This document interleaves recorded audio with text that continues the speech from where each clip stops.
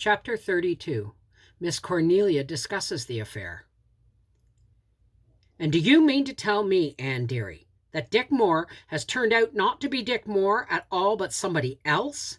Is that what you phoned up to me today?" "Yes, Miss Cornelia. It's very amazing, isn't it?" It's just like a man," said Miss Cornelia helplessly. She took off her hat with trembling fingers. For once in her life, Miss Cornelia was undeniably staggered. "I can't seem to make sense of it, Anne," she said. "I've heard you say it, and I believe you, but I can't take it in. Dick Moore is dead.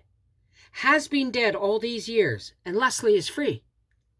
"Yes, the truth has made her free. Gilbert was right when he said that the verse was the grandest in the Bible.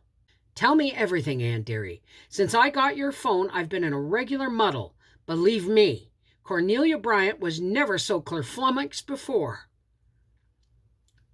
"There isn't a very great deal to tell. Leslie's letter was short. She didn't go into particulars.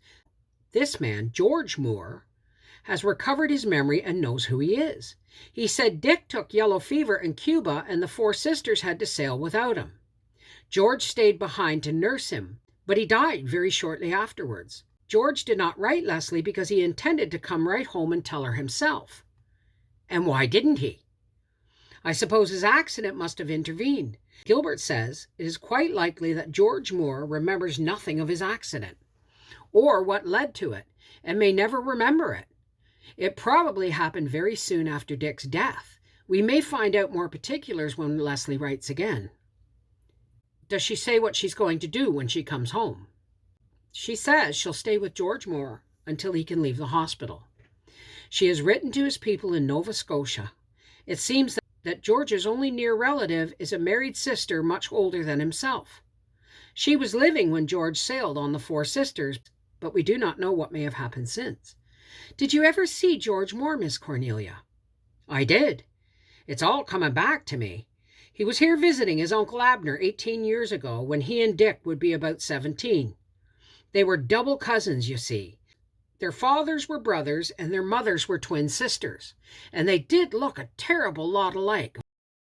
Of course," added Miss Cornelia scornfully, "it wasn't one of those freak resemblances you read of in novels where two people are so much alike they can fill each other's places and their nearest and dearest can't tell between them. In those days you could tell easy enough which was George and which was Dick, if you saw them together and near at hand. Apart or some distance away, it wasn't so easy.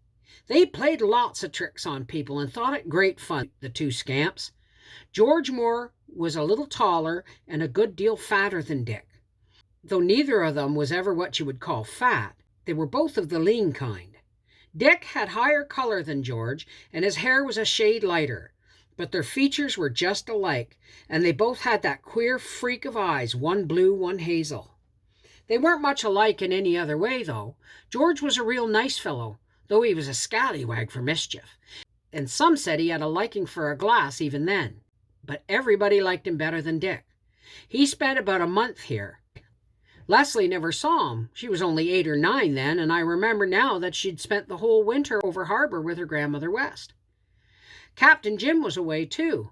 That was the winter he was wrecked on the Magdalens. I don't suppose either he or Leslie had ever heard about the Nova Scotia cousin looking so much like Dick. Nobody ever thought of him when Captain Jim brought George, I should say, home. Of course, we all thought Dick had changed considerable. He got so lumpish and fat. But we put that down to what happened to him, and no doubt that was the reason. For as I've said, George wasn't fat to begin with either.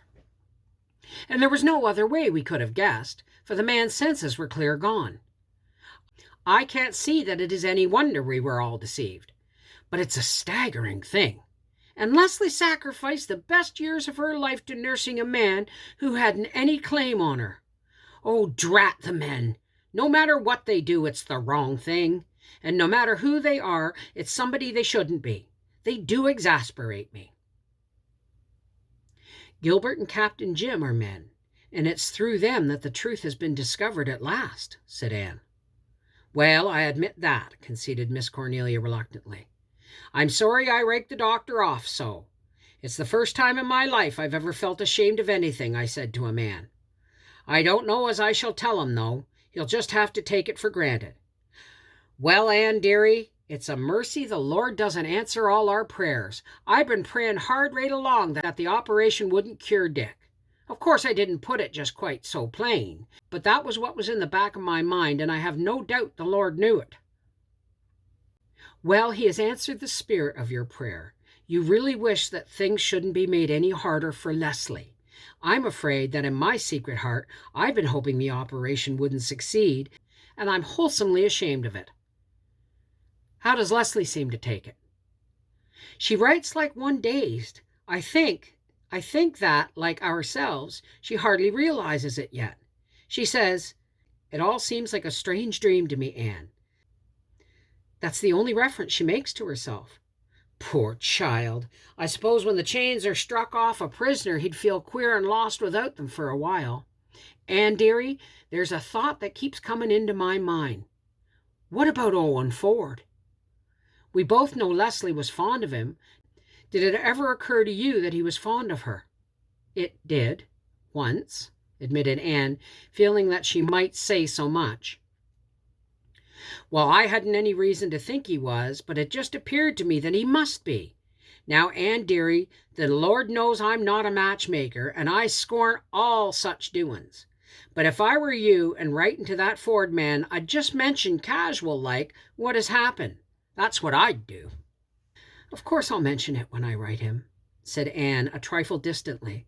Somehow this was a thing she could not discuss with Miss Cornelia, and yet she had to admit the same thought had been lurking in her mind ever since she had heard of Leslie's freedom.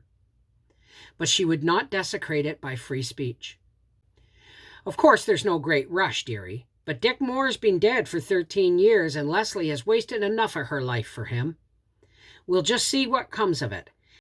And as for George Moore, who's gone and come back to life when everyone thought he was dead and done for, just like a man, I'm real sorry for him. He won't seem to fit in anywhere." "He's still a young man, and if he recovers completely, as seems likely, he'll be able to make a place for himself again. It must be very strange for him, poor fellow. I suppose all these years since his accident will not exist for him."